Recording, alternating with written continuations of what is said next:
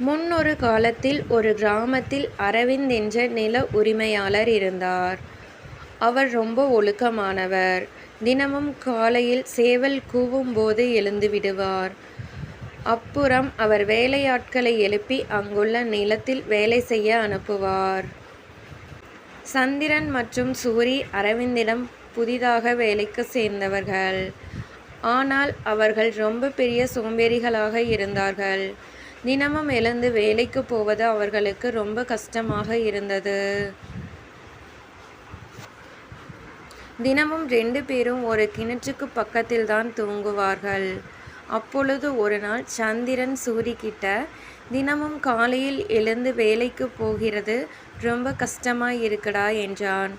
அதற்கு, நானும் அப்படிதான் யோசிக்கிறேன். ஆனா நாம என்ன பண்றது? சேவல் கூவினதும் நில உரிமையாளர் எழுந்து நம்மையும் எழுப்பி விடுகிறார் என்று பேசிக் கொண்டிருந்தார்கள்.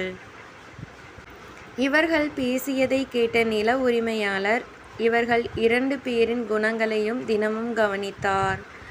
கடைசியாக அவர் அந்த 2 பேருக்கும் ஒரு பாடம் கற்றுக் கொடுக்க முடிவு செய்தார். ஒரு நாள் அந்த 2 பேரும் கிணற்றுக்கு பக்கத்தில் தூங்கிக் கொண்டிருக்கும் போது கிணற்றுக்கு அடியில் இருந்து ஒரு குரல் கேட்டது. சூரி, இன்னும் எவ்வளவு நேரம்தான் தூங்குவ? உடனே சென்று வேலையை பார் என்று அந்த குரல் சொன்னது. ஆழ்ந்த தூக்கத்தில் இருந்த சூரி இந்த குரலை கேட்டு திடுக்கிட்டு எழுந்தான். அவன் பக்கத்தில் படுத்திருந்த சந்திரன் தூங்கிக் கொண்டிருந்தான். ஆனால் அந்த குரல் எங்கிருந்து வருகிறதென்று தெரியவில்லை. ஏதோ கெட்ட கனவு போல் இருக்கும் என்று நினைத்து மறுபடியும் தூங்கிவிட்டான். அடுத்த நாள் மறுபடியும் 2 பேரும் கிணற்றுக்கு பக்கத்தில் தூங்கிக் கொண்டிருந்தார்கள்.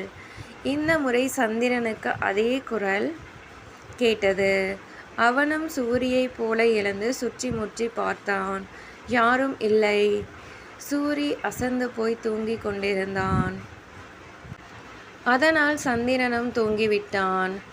அடுத்த நாள் கிணற்றுக்கு பக்கத்தில் தூங்கும்போது 2 பேருக்கும் அந்த மோசமான ஒரு சத்தம் கேட்டது. ஒரே நேரத்தில் 2 பேரும் ரொம்ப பயத்தோடு எழுந்து ஒருத்தரை ஒருத்தர் பார்த்து கொண்டிருக்க, டேய் சூரி, உனக்கு அந்த சத்தம்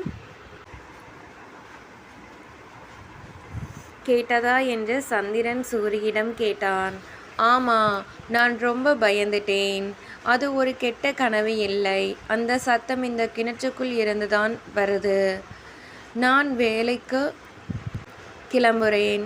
உனக்கு வேணும்னா நீயும் வா என்று கூறி சூரி வேலைக்கு செல்ல தயாரானான். நில்லுடா, நானும் உன்னோட வர்றேன் என்று சந்திரனும் வேலைக்கு சென்றான். அந்த நாள் அவங்க 2 பேரும் ரொம்ப கடினமான நிலத்தில் வேலை செய்தார்கள். அன்றைக்கு மதிய வேலை முடிந்ததும் சாப்பாட்டுக்காக நில உரிமையாளர் வீட்டுக்கு வந்தார்கள். அந்த 2 பேரும் சாப்பிட உட்கார்ந்தபோது அவர்களிடம் முகம் ரொம்ப பயத்துடனும் கவலையுடனும் இருந்தது. நில உரிமையாளர் அவங்க முகத்தை பார்த்து, ஏன் சோகமாக இருக்கிறீர்கள் என்று கேட்டார். சந்திரன் மற்றும் சூரி அவங்க கேட்ட அந்த மோசமான சத்தத்தை பற்றி நில உரிமையாளரிடம் சொன்னார்கள். நில உரிமையாளர் இதை கேட்டு சத்தமாக சிரித்தார். அது ஒரு மாயமும் இல்லை, கனவும் இல்லை. நீங்க 2 பேரும் சோம்பேறியாய் இருப்பதை நான் கவனித்தேன். உங்களுக்கு ஒரு பாடம் கற்றுக் கொடுக்க வேண்டும் என்று நான் தான் கிணற்றுக்கு அந்த பக்கமாக உட்கார்ந்து அந்த பயங்கரமான சத்தங்களை ஏற்படுத்தினேன். இப்போ உங்களுக்கு புரிகிறதா? இப்போ இருந்து உங்க சோம்பேறித்தனத்தை விட்டுவிட்டு உங்கள் வேலைகளை ஒழுங்காக பண்ணுங்கள் என்றார்.